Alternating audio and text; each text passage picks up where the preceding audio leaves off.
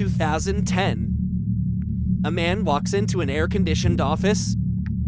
He'd been in many offices like this over the past few months.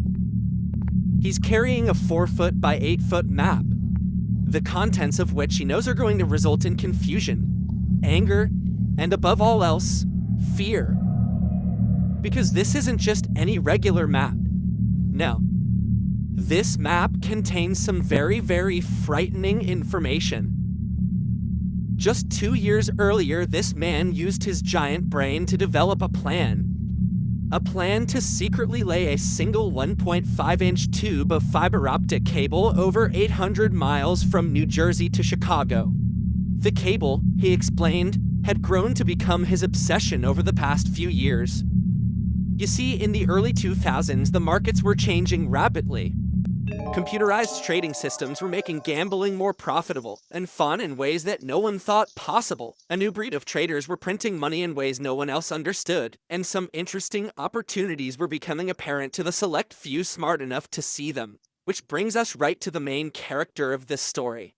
Dan Spivy was born at a very young age, then had a life where he did things, but one day a thought came to his mind.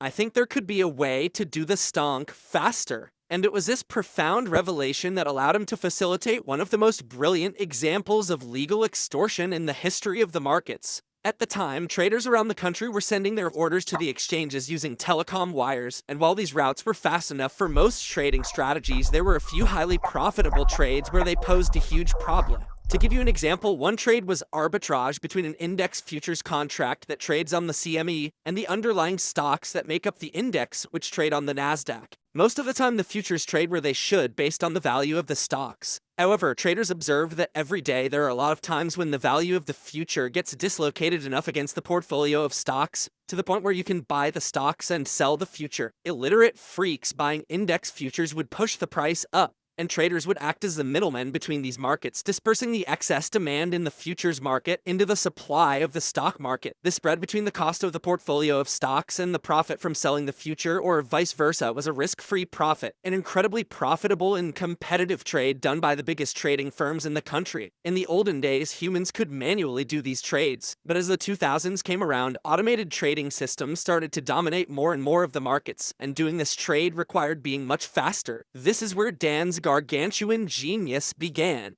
because he had realized the speed provided by the telecom companies was far from the fastest speed that was theoretically possible. In order to do this trade, you need to be the first to sell the futures and buy the stocks, or buy the futures and sell the stocks. When a trading firm located in Chicago sees the futures go up relative to the stocks, their algorithm races to send a sell order for the futures and a buy order for the stocks. The problem is that the currently available telecom routes from Chicago to New Jersey aren't designed for fast trading, which means the communication speed is very inconsistent. On one day, sending this order might take 8.5 milliseconds, the next day, 10 milliseconds. This led to an incredibly infuriating situation where a trader's algorithm might be the first to get a signal that the price has diverged, but still miss the trade due to their order going through a slower route. This meant quite possibly seeing hundreds of thousands of dollars per day of potential profit, all while being able to capture none of it. If you've ever watched a stock go up every day for 37 months straight after selling it, this is the equivalent for people that graduated from college and have a functional prefrontal cortex. My prefrontal cortex is being studied by science, but I can do this funny British accents to make up for it, so it's all okay, I'm fine.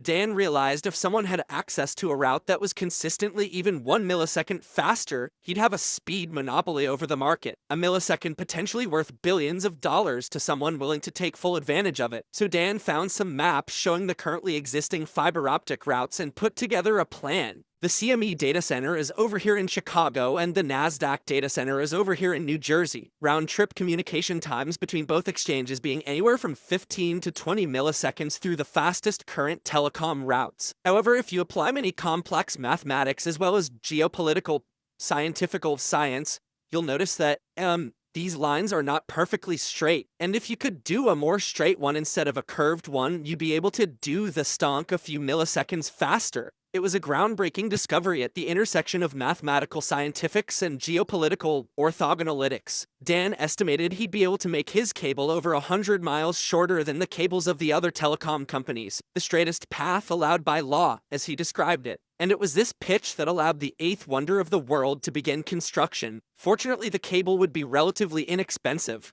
$300 million being the estimated price to reduce the round-trip communication time between the two data centers by just 3 milliseconds. You see, Dan had realized he who can do a stonk fastest wins a monopoly over the market, a race where being first is the only thing that matters, regardless of if it's by a minute, second, or millisecond. So in 2008, construction of Dan's project began. But unfortunately, his excitement was short-lived, because deep in the recesses of his mind, there was a thought that consumed him. What if somebody else is already out there?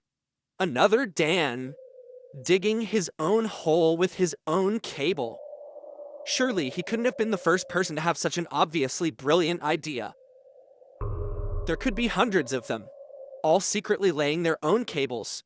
What if the cable was already priced in? He was tormented by this thought, which is why it was of the utmost importance to keep anyone from knowing his master plan.